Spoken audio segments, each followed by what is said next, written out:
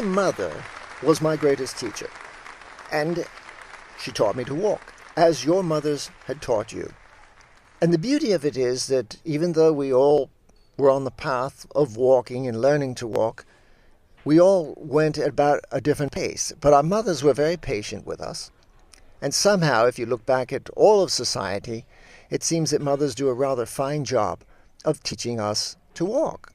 You fall down, they pick you up, and they're patient. And even though the neighbor's kid, of course, is walking at the age of 1, she was perfectly content to wait until 2 or 3 or whatever it took for you to walk. And that is what a great teacher is. Now, my mother also taught me to perform differential and integral calculus at the seaside to track the movement of sandpipers. Now, I'm sure your mother had also done the same for you.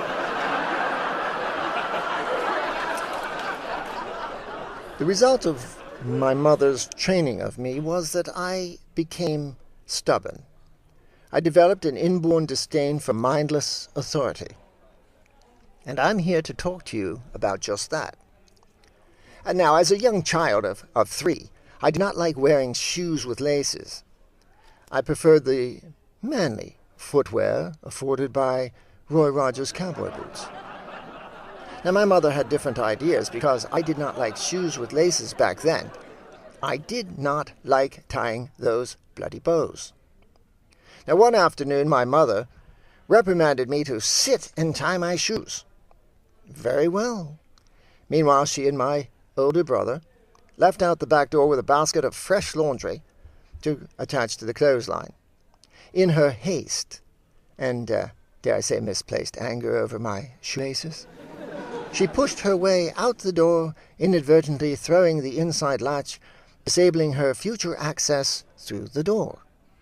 Now, more simply, she locked the door behind her on the way out to hang up the laundry. Well, she completed her tasks, hung the laundry, and then tried to enter through the back door, which was now latched shut from the inside. Now, she did the intelligent thing. She called in through the window and asked me to open the back door so she and my brother could get in. It was certainly a reasonable request for a good-hearted, obedient, compliant child. But I responded to her insincere approbations and flattery of calling me a good boy with terse clarity. I can't. I am tying my shoes. And my mother was resourceful. She cut the screen out of the bedroom window and launched my complacent brother through the window. Of course, he followed orders like a goose-stepping robot. But she did get in the house. Now that brings us to some rather unpleasant business. Because you see, I cannot call you osteopaths doctors. Because, well, the British don't acknowledge osteopaths as doctors. Now, you can't work in the UK or any of the British islands. For that matter, you can't work in the EU. Oh, but they can work here. How interesting. And look at World War II in Korea. You osteopaths were not allowed to serve in the military. Well, as doctors, you could pick up a gun and go to the front lines any day of the week, but you couldn't be a doctor in the military. Only MD physicians were good enough for that. And today, you can't work in Mexico. You're not good enough, but foreign medical graduates trained in Mexico, well, they are good enough to practice in America once they jump through a few minor hoops. And so I ask you, do you like the sound of this? Your DO license, your ticket outside the bounds of the U.S. borders, is worth next to nothing. You are simply not equal to the MDs. Think about it. There is a severe shortage of doctors around the globe, probably because all the FMGs are coming here. And you would not be considered a legitimate doctor in 99% of those countries. So why are you being discriminated against? More importantly, why are you allowing this? Do you realize that back in the year 2000, you could not practice medicine in Louisiana or Texas? They didn't want you. And by the way, I was the first person to start a war over the Texas and Louisiana licensing of DOs. The AOAs didn't start this, but they claimed the credit. The AOA and I go back a long, unpleasant way. I wrote the first letter to the AMA demanding that they end osteopathic licensing discrimination in Louisiana and Texas. Now, my ancient letter from the 1990s caused quite a stir. Somehow, the AOA got a hold of my letter. I don't know how. It must have been some backdoor arrangement through the AMA. Now, this was important because in the AMA response, the AMA formal position stated that they regarded osteopathic physicians and training as equal to MD physicians and training. The AMA had never admitted this previously. This was the first shot over the bow that got this ball rolling to end the blatant Texas and Louisiana DO licensing discrimination. But please, no applause, no applause. You really should be thinking about pitchforks and torches about this time. Because after my letter, the AOA ineptly dragged their tails for years and years trying to negotiate with Louisiana and Texas while the discrimination continued for years. Now, the AOA said something to me about honey and vinegar. But what they were really up to was trying to nose in with their Jimmy Hoffa crony-styled dual medical board system. That separate but disparagingly unequal quasi-Teamsters union. Both states, Texas and Louisiana, smartly showed the AOA the exit. Now, I told the AOA that the Magna Carta at Runnymede was delivered to King John on the end of a sword, a two-edged sword. Equality is something one demands at the edge of a two-edged sword. You don't beg. You don't complacently read your newspaper in the back of a hijacked aircraft moments before you hit a skyscraper. Take out the jerks with the box cutters. But the AOA never wanted equality. They wanted to put a choke collar on the Texas and Louisiana DOs. Their motives were akin to those of Jimmy Hoffa and his Teamsters Union.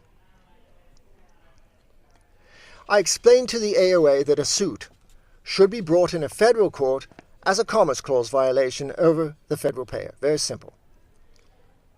The discrimination would have stopped instantly without a trial. Texas and Louisiana would have otherwise had to pay enormous damages for years of economic discrimination, and had they gone to court.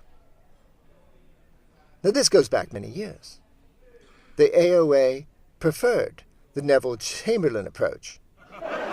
Texas and Louisiana still discriminate against DOs, but it is a silk glove discrimination. DOs simply don't get hired. But they can set up small practices. But what the AOA should have done is laid down the law. But their motivation is not to end discrimination, but to leverage it for their own economic benefit. Now, there is nothing new about the AOA doing, as they say in the house of God, the most nothing is possible, to sustain the notion of a MD boogeyman, to justify their own existence. But their chief goal is always to grow power by inserting a dual board system in states. A more apt term is AOA cancer metastasis.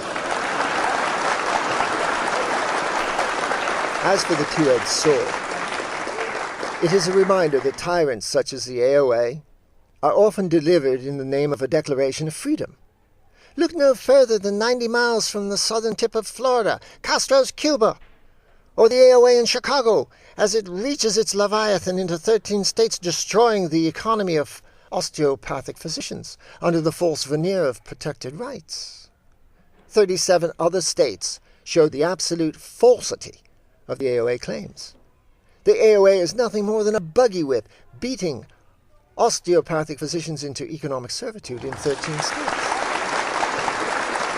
The AOA promises to touch and delivers cronyism and discrimination while stuffing their own pockets. Many DOs have gone into allopathic specialties and never looked back at the AOA. The AOA regards the AMA as the tyrant, but it is MD medicine that opens its arms to the DOs to enter the allopathic training programs. The AOA claims that this goodwill of the MDs is just a sinister ploy to take over DO medicine. Fine with me. Where do I sign up? Now, the AOA has never opened its doors to a single MD in one of its specialty programs. Yet it is Medicare that pays for all of the MD and DO residency programs. Quit blaming the MDs. The MD organizations have generally operated in unblemished good faith. And sure, I know there are plenty of arrogant MD idiots, but that is every field imaginable, including DOs. You have plenty of DOs that could suck every molecule of oxygen out of the Houston Astrodome in 30 seconds.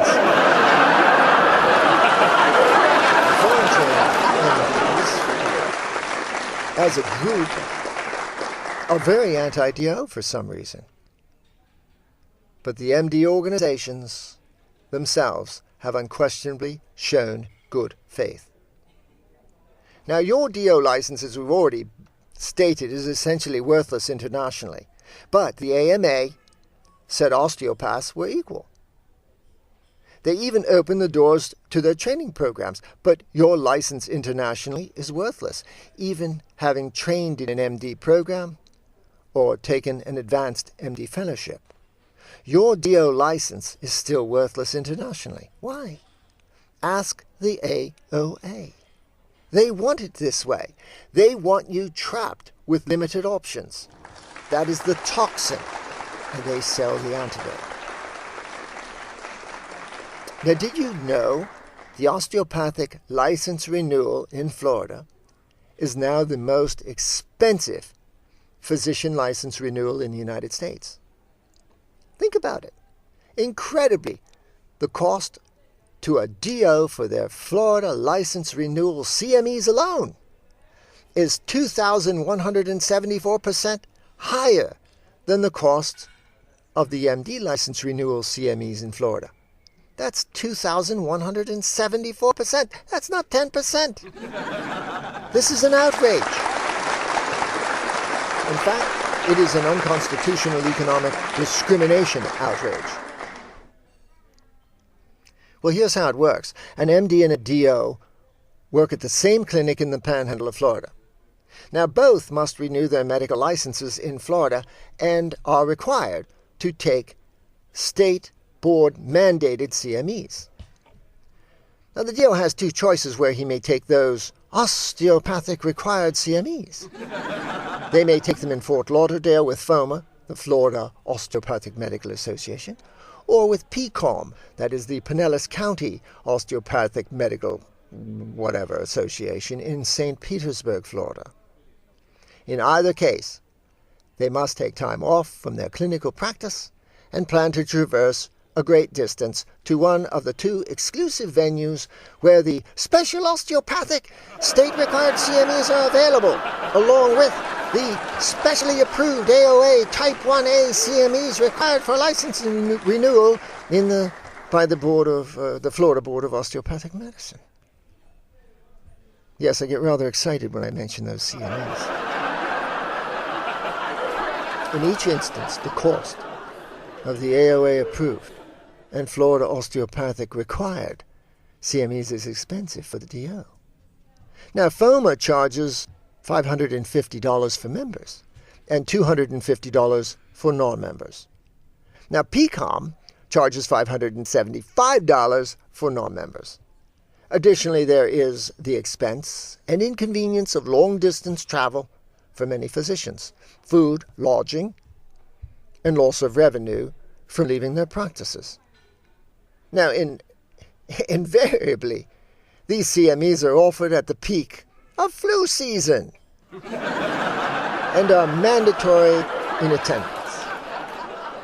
A number of attendees always show up at these conferences sick, but they generously share their respiratory ailments at no additional charge with the other physicians. Well, that's a bonus, as long as it doesn't kill you. And how stupid this is. How stupid this is. This year alone, 56,000 Americans will die of the flu. The vaccine is less than 10% effective.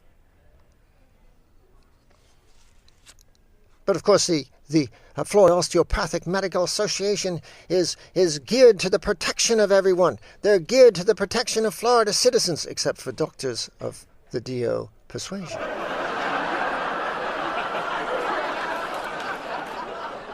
Now, for the Florida MD, things are much different. They merely have to sign up to take their Florida Medical Board state-required CMEs online at their convenience. The cost is a mere $69. They have no distant travel, no non-membership penalties, no food or lodging issues unless they want to go make a ham sandwich at home in the kitchen. And they need not leave their practices. And they don't get inoculated by sick physicians. The AMA state-approved CMEs may be taken at any time, at the MD's leisure. The MD incurs none of the exorbitant DO expenses that average over $1,500 for the basic expenses of the CMEs alone, not including loss of practice revenue. In a typical small practice, those losses will be roughly $2,000 for a grand total of $3,500 for the DO versus $69 for the MD. When you incorporate the state fees and NICA tax, DO net outlay is nearly $4,500 for the renewal cycle. This is not workable. But by all means, enjoy your newspaper in the back of the 9/11 aircraft with your box-cutting captors telling you everything is fine. What does this spell? It spells economic discrimination. This is a violation of the Commerce Clause. It is also a form of cronyism and gouging. If there are kickbacks, then it's RICO. It is unduly and unreasonably burdensome.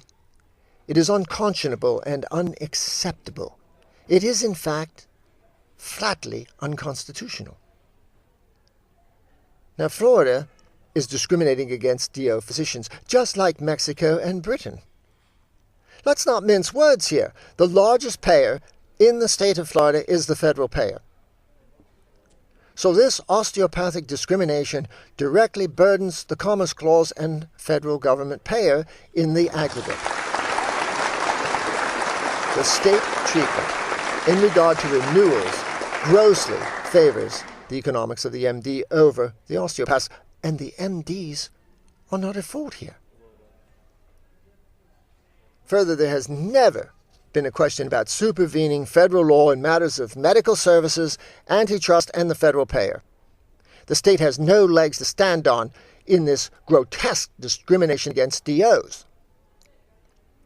But of course, the y'all courts in Tallahassee will seek to defend this discrimination just as they did discrimination against blacks under federalism. Face it, Tallahassee is redneck.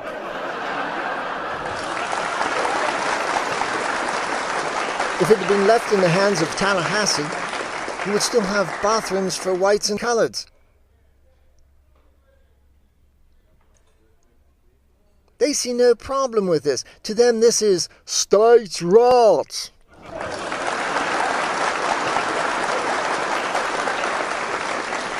Don't worry, I won't do that again.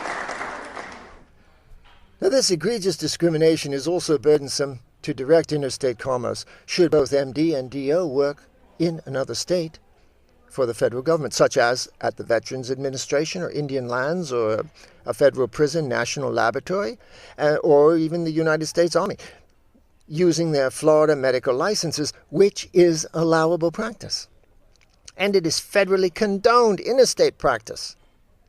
It is irrelevant whether the Florida Board of Osteopathic Medicine gives their blessing to this form of interstate commerce. The important interstate commerce exists.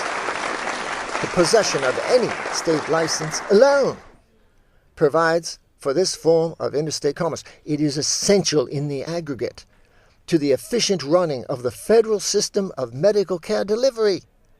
It is, in fact, a matter of national security. Florida is economically discriminating against osteopathic physicians. Of that there is no question. But where is this discrimination coming from? It is coming directly from the Florida Osteopathic Board of Medicine and the Chicago-based AOA. It is being sustained by the AOA through its two affiliate organizations, FOMA and PCOM. FOMA and PCOM derive large pecuniary annual benefit from these price-fixing, bureaucratic babysitting invigilations. More simply, they are bilking you and stuffing their own pockets.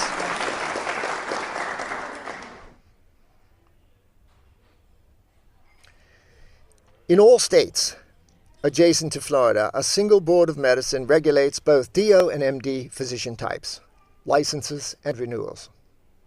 The doctor's license renewals in those states are treated identically. CMEs, if required, whether AOA approved or AMA accredited, are treated as fully equivalent. The cost of license renewal is identical for both physician types. There is no such thing as special AOA-approved CMEs for osteopathic physician license renewal in those states. License renewal is a ministerial process. It is not a congregational tent assemblage of the faithful tossing off their crutches and doing the chicken dance.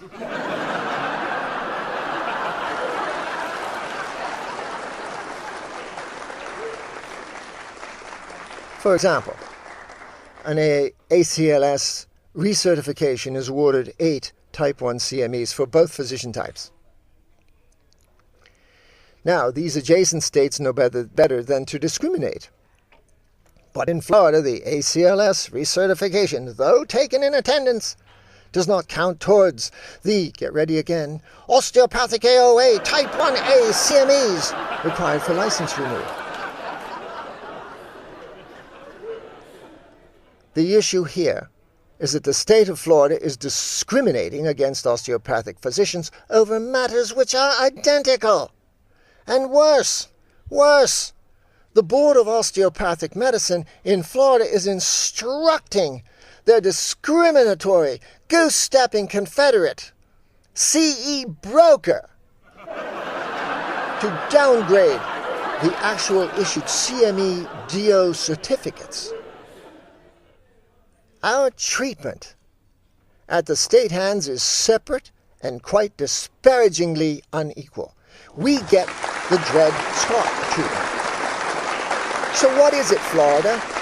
Is it DO's 3/5 of an MD or just 3/5 human? Discrimination is ugly. I suppose I should tell you something about Dred-Scott.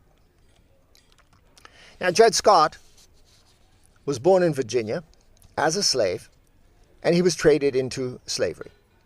He had moved from slave territory to free territory, and by all rights, he should have been determined to be a freeman. Now, he was owned by a physician, Dr. Emerson. Fortunately, an MD. And thank God for that.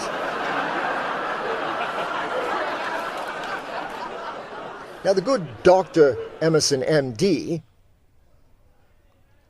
full of the benefice of the hypocritical oath, rented out the services of Dred and his family while Dred went to court to try to gain his freedom. Nothing like a medical professional holding your head underwater while you're fighting for freedom. Now, initially, Dredd did well in the lower courts in Missouri.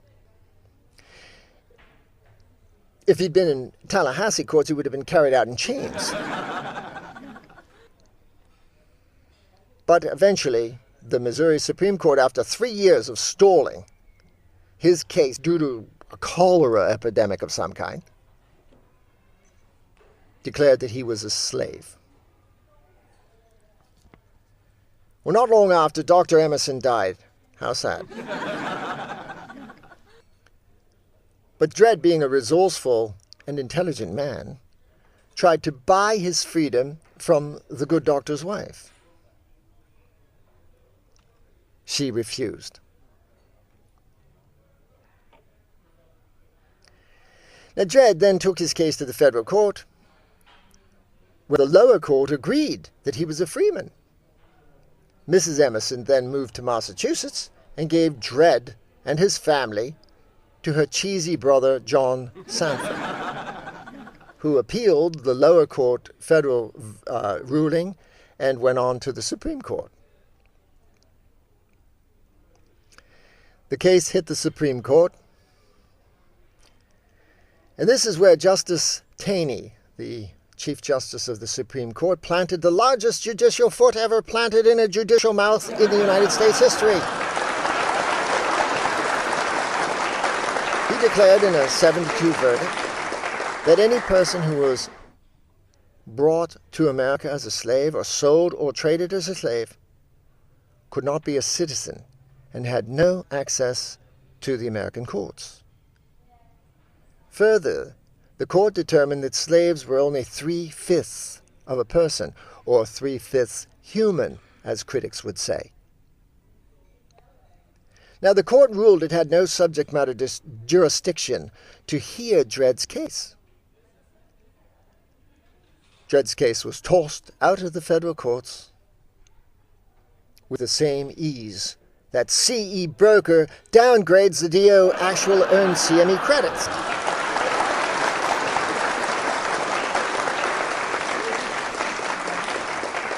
Now let's understand. Understand this, please, that the AOA can do as they please with their own board certifications. They can force those who want to retain annual board certifications with the AOA to jump through hoops or wear funny hats. It doesn't matter. There is essentially no limit to the insults they can level against their specialists in regard to board certifications. But this control does not and may not extend into routine ministerial state medical license renewals. License renewal is a state process, not an AOA credentialing process. The collusion between the AOA and a state osteopathic board is unlawful and unconstitutional because it causes state discrimination against DOs who may not give a rat's ass about the AOA board certifications. The DO is not a member of the AOA club by mere virtue that they are osteopaths. In particular, these doctors would include DOs who are not board certified or who are board certified by MD colleges of medicine. These osteopaths have nothing to do with the AOA. The AOA is not at liberty to reach into a state and set up additional state regulations in regard to renewal of licenses simply because some doctor has a DO degree. That is unlawful discrimination and a direct violation of the Commerce Clause because it impedes DOs from fair competition with MDs in regard to the federal payer. It has nothing whatsoever to do with board certification. Now, the crony FOMA and PCOM tent revival shows will still exist for the AOA-boarded DOs, but should have nothing to do with state license renewal, especially the license renewals of DOs who are board certified by MD colleges of medicine and have nothing whatsoever to do with the AOA. The process of AOA commandeering state boards of medicine and foisting relicensing rules on them is an invasion of state control from an out-of-state city of Al Capone. That qualifies the jurisdiction under federal law. MD boards should be livid with their DO members being treated unconstitutionally in states with dual boards. It is akin to double taxation. It is a flagrant, unlawful economic discrimination. Now, the unconstitutional DO discrimination is the best reason in the world to flatly eliminate Florida's Osteopathic Board of Medicine. The Florida Board of Medicine should be the only licensing board in the state of Florida. MDs and DOs must be treated exactly the same under the Florida law, just as they are in 37 other states. Florida must cease this intentional economic injury of DOs. Now, the DO in Florida is treated as a second-class doctor, a second-class citizen. He is treated like the Florida Negro in the 1950s. The phrase separate but equal was thrown around a lot in those dark days. DOs had to have their own hospitals because they could not get privileges at MD institutions. DOs were not allowed to serve as military doctors. These closed-shop practices continue today with hospitals and insurance companies that have now taken over most private practices. It also occurs in Florida's own Department of Health, where DO participation is disproportionately microscopic, next to not just the MDs, but foreign MDs in particular. The American-trained DO is being short-shirted. Now, I made a formal complaint to the DOH about this in the year 2000. I went to a local department to get some work. That is one of their local health departments, a county. I was board certified. I was greeted by a bearded wonder who was an MPH but not a physician. He was the clinical director. He told me that he would have to ask his nurses if they wanted to work with a DO or not. But he personally thought they wouldn't want to work with a DO. Hallelujah! The Florida Department of Health has a registered complaint on file for employment discrimination. To this end, a DO has never been hired in this county DOH clinic. There was a time in Florida when no insurance company would underwrite medical malpractice insurance for DOs. Yet the government of Florida regulated all insurance carriers at the time. Everyone that was allowed in the state, they regulated them. All. They regulated them. They allowed this discrimination to occur, and they are still fostering it with discriminatory license renewal practices. Essentially, Florida is telling the DO physician to leave the state if they don't like the discrimination. Just leave! You don't like drinking water from separate water fountains? Then leave. You don't like life in the back of the bus? Then leave. This is Jim Crow. This is Jim Crow laws, reenacted. And when insurance companies started HMOs and other forms of organized patient pools, the DO was ostracized. Then we come to Obamacare, which the AOA supported wholeheartedly along with the AMA. The only difference is that the AMA betrayed of the medical doctors because the AMA rents the diagnostic and procedure codes to the federal government. So the AMA at least had deep financial reasons for its betrayal of its membership. The AOA was simply betraying the DOs and getting nothing in return. They were just happy to get more collars on one leash. Now, what do DOs have to show for this? They have essentially one billing procedure code for osteopathic manipulation, which is generally disallowed by most insurance carriers. Well, that's an AOA job well done as usual. Now, when I was working in the emergency room, I developed an osteopathic technique to reduce dislocated shoulders in an emergency setting. without drugs and without those barbaric sandbags. Now, we even put this on a video showing and explaining the procedure thoroughly and performing it live on a real patient with an acute shoulder dislocation in the emergency room, who consented in writing to be videotaped. I also trained a number of enthusiastic MDs to perform this technique. Now think about it. It would have put osteopathic manipulation on the forefront. It was the only osteopathic manipulation that could be used in an acute setting. The more rapidly reduced, the less ligament nerve damage to the patient. It would have been billable as a first-line therapy, and look at the cost savings. No drugs, no sandbags, no lengthy stays, no admissions. But because there were no codes for the procedure, you couldn't bill it other than length of stay and complexity, both which were reduced significantly. We also made the video over 12 years ago, and it sits on the shelf. But I do wonder what lobby funded that remarkable AOA Obama luxury elevator ride to the abyss.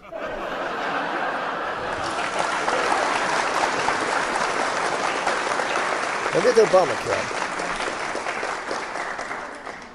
70% of all private physician offices have been closed over the last 4 years. Hospitals have taken over primary care and specialist practices. And once again, the DO is routinely rejected in favor of the MD, including the MD foreign medical graduate. American-trained DOs are treated as lesser doctors than foreign medical graduates in both numbers and economic opportunity across the board and internationally, including Florida. The meek never inherited the world of medicine as promised by the AOA lobbyists. Remember, primary care was going to be on the top of the heap. Remember that discussion? Osteopaths have instead suffered structural unemployment in Florida, economic discrimination in Florida. The Osteopathic Board of Medicine has sat quietly heaping economic discrimination on osteopathic physicians while the walls of Jericho have been crumbling. And last I looked, the Osteopathic Board of Medicine in Florida was an exclusively female organization. That isn't even closely representative.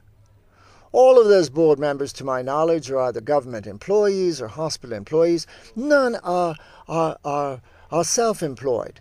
None have ever owned their own clinical practices. Promoting economic discrimination only strengthens their leash hand. And by now they should have the hand strength of the Boston Strangler. Now there is a story of a disabled man that had to crawl up 6 flights of stairs to reach the courtroom so he could have justice before the law. And that court case is called Tennessee versus Lane for you legal beagles. That was in the year 2004.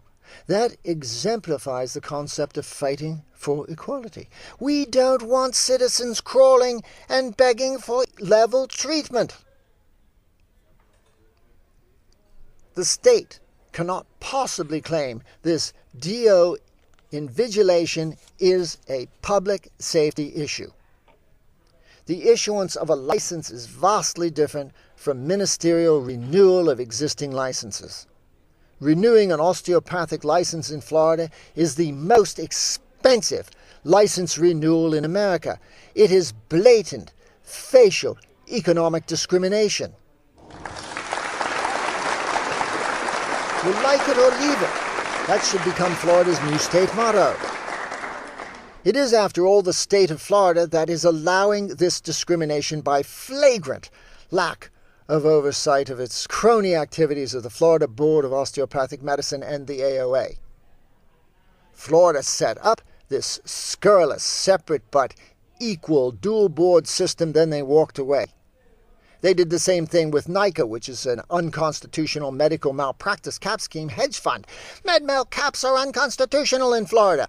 Why does NICA still exist? Worse, the Attorney General of Florida knows this. I told her so. Apparently Blondie wants to become governor following her rousing Donald Trump speech last year.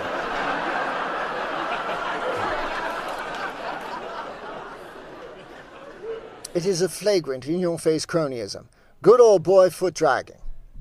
You don't have to wade your way through the lower kangaroo courts until you finally reach the Florida Supreme Court. The better approach is to come through the federal courts. That is how McCall came into being. It would have been stuffed out fast by those lower good old Yow courts in Tallahassee.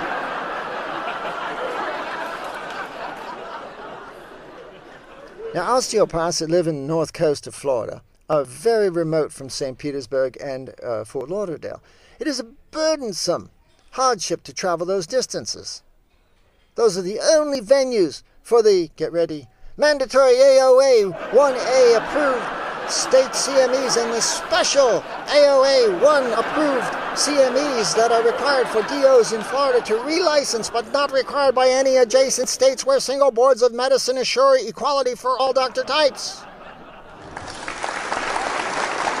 And no, I'm not suffering from myoclonus when I'm throwing my arms around like that. When I say mandatory AOA A1 approved state CMEs with special AOA 1 approved CMEs.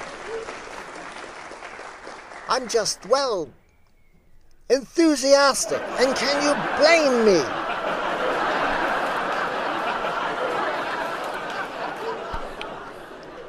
So what's the difference? The AOA is asserting its will over the Florida Board of Osteopathic Medicine. The state is cultivating this alien invasion, so the AOA really is running their wheel and spoke operation through 13 states from Al Capone's hometown. Why doesn't that surprise me? That is yet another fishhook in the eye of the Commerce Clause. Interstate control by the AOA asserts federal jurisdiction. Now, the Osteopathic Board of Medicine in Florida doesn't care how any of this is administered or the resultant burdensome nature of the economic discrimination. They take their marching orders from the AOA. The MDs now have advanced over the last 25 years to provide economical online state-required CMEs, while the DO effort has been intentionally stifled by the AOA. And this has caused forcing osteopathic physicians to continue to attend in person one of these two venues that sell these state-mandated CMEs. Dare I say it, Tiffany's prices. State-sanctioned gouging, shops practices, more Florida cronyism.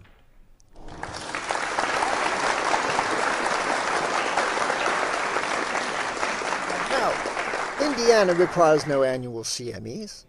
Indiana doctors are some of the best in the country in terms of outcomes, with very few malpractice lawsuits. Now, good doctors always study on their own. What is the Florida Board of Osteopathic Medicine stuffing down your throats? Cronyism. Just follow the money. The AOA always wants to demonize the AMA, but the board, that's the MD Board of Medicine, or what's called the Board of Medicine of Florida, is not beholden to the AMA. They operate quite independently. In fact, CME content acceptable to the MD Board of Florida comes from multiple accreditation sources. The primary source is the Independent Accreditation Council for the Continuing Medical Education. That's the ACCME. Needless to say, the AOA is not an affiliate. The ACME assures content, affects practice outcomes, and performs independent research to that end. The AOA simply wings it without any research or content assurances. The AOA game is about control and proffering funds for their state affiliate organizations that hawk the in-person amateur hour vaudevillian content. I have a wonderful example of this vaudevillian mandatory AOA approved CME content in Florida. Now, prior to 2008, a young gung-ho practice-building lawyer delivered content on HIPAA, which is patient confidentiality. And he terrified the audience. He terrified them. He was also distributing his legal services business cards, I presume as the antidote to the toxic speech. And when asked for questions following the presentation, I asked, well, what are the penalties for the HIPAA violations? Now, I never ask a veracity question to which I do not already know the answer. I knew this answer. Well, he responded that they were $10,000 in occurrence. I responded, no, they are not. I told him that when the HIPAA law was written, there were no penalties included. I was actually telling the entire audience this. He then said he was sure I was wrong. I then responded, well, then name the enforcement agency. And so for everyone's edification at this point, HIPAA penalties were not amended into the original bill until February of 2009. The HIPAA law was enacted in 2003. No enforcement agency was named until July of 2009. That enforcement agency is the Office of Civil Rights of the Department of Health and Human Services. Now, for 6 years, the HIPAA law had no penalties and no enforcement. Back then, it was an unmade bed. But leave it to Obamacare. Now it has enough ambiguous civil fines and criminality built into it to be welcomed into the IRS Blue Ribbon Tax Code Hall of Fame.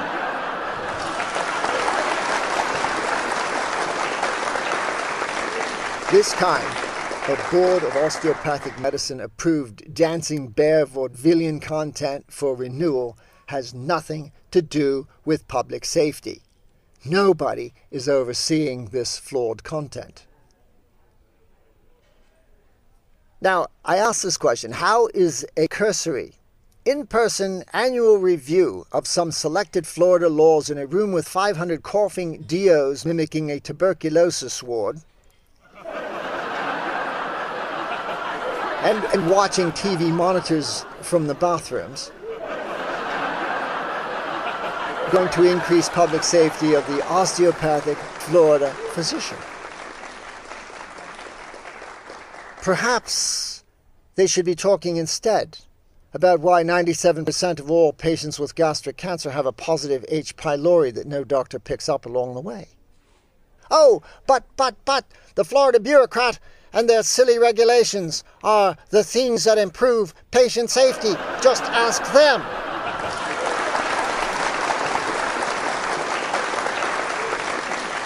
The Florida MDs, fortunately, don't suffer from this monumental, repeated insult, yet they operate well within the margins of public safety.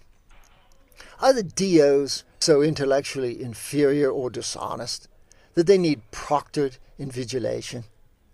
This is a crony money-making scheme masquerading as license renewal. Follow the money! Worse, study after study has indicated that interactive online presentations are vastly superior to convention hall lectures in terms of disseminating key point information and retention. Now, the Florida Osteopathic Board simply has no rational basis to support their in-person AOA 1A CME renewal requirements. Osteopaths could learn more Florida law watching the Galaxo dancing bear over in the exhibit hall. That's just a guy wearing a bear suit.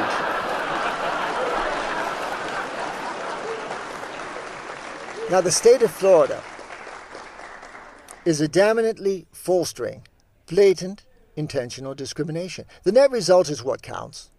The Osteopathic Board of Medicine in Florida has made itself obsolete.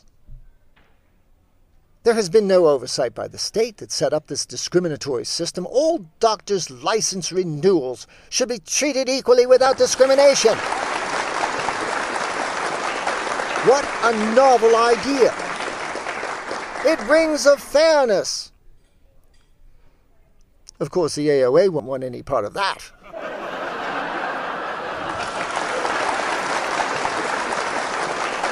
DOs want to be treated with equality. Just like the black girls of Topeka in 1954 wanted to go to good white schools instead of their second-class citizen schools. Their slum schools were named separate but equal, but they were hardly equal. This is the same illusion of the DOs and MDs in Florida, separate but equal. But DOs are not treated equally by the state. The MD Florida Board, which is called the Florida Board of Medicine, is not causing this osteopathic discrimination. Blaming MDs is an unavailing fallacy argument. It's the AOA argument. It's a silly argument. The black man just wanted a fair chance and equal treatment for a job. He just wanted to be treated equally. He didn't want a poll tax or a literacy tax when he just wanted to vote. And that's from Katzenbach versus Morgan, 1966. DOs want to be treated equally with every MD in the state. And interestingly enough, the MDs agree.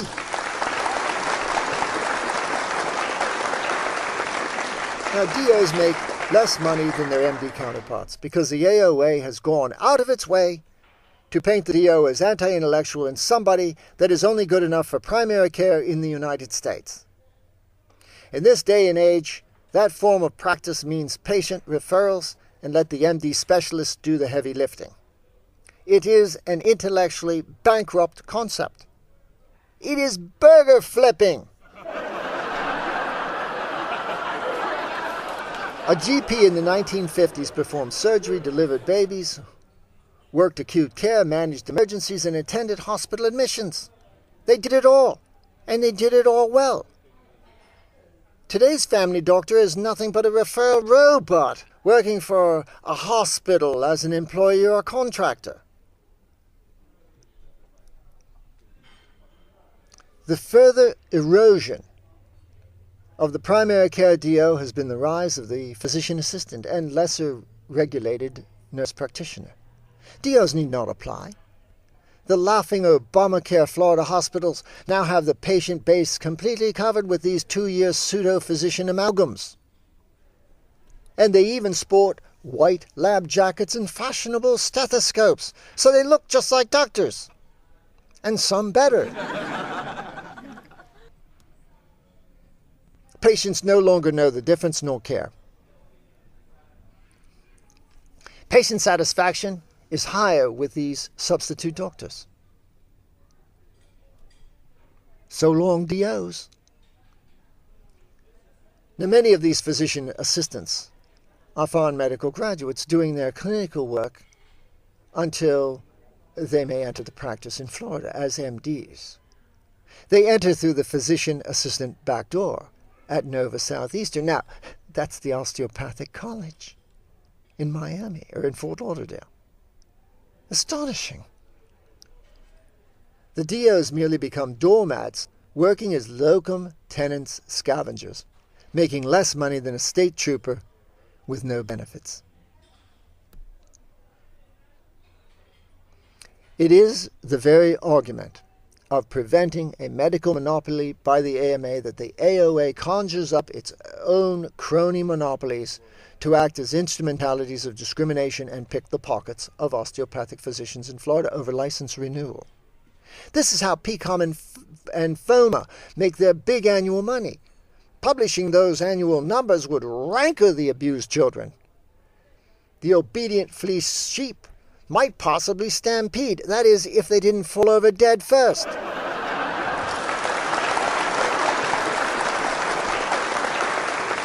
Now, in a civilized society, we are taught to be tolerant of the conduct of others up to the point of madness or harm to others. But we are there now. The DO discrimination has reached the point of utter, sheer madness. Now, I don't want to beg. Begging is the absolute status of inequality. It is an admission of inferiority. It is the white flag of surrender at the bottom of the earth. There is nothing more repulsive than surrendering to the status of second-class citizenship at the hands of a lot of bureaucratic pickpockets who care only about their own political power and nothing else. If FOMA is making a bloody killing off these Jim Crow seminars, they offer their gorged Florida mandatory AOA-approved 1A CMEs and, dare we say, special A1A approved A1A products in both February and March. I sound like I'm hawking products on Ronco late at night. great legal hook is the federal payer. Let's remember with Jim Crow laws that these were the state laws claiming protection under federalism. Those arguments were also unavailing in the private sector interstate cases of Hearts of Atlantis Motel versus the United States, and that was in 1964. Florida is the queen state of the federal Medicare payer. If any state causes aggregate commerce clause sway, it is Florida. This state-sanctioned, unduly burdensome and unfair osteopathic discrimination must be ended in Florida and across the country at once. The dual board system is pure Jim Crow, discriminatory rot. And remember this: every atrocity to mankind, every discrimination and every wrong has a witness that sees it firsthand and must decide what to do about it. What if that witness is you?